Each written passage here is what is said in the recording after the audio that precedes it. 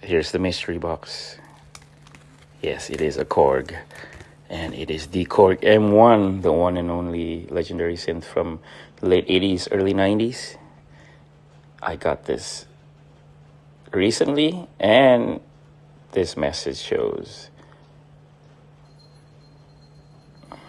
So I have to flip the M1, and now let's begin opening.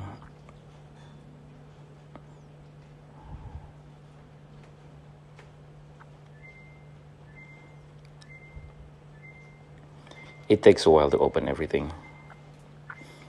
And here it is, the PCB board, the main board. We just have to take this off and we shall see the battery slot. So we have to replace it with a normal coin battery, CR2032. Very common battery you can get anywhere. And voila, it takes a bit of a push. So let's close this guy up.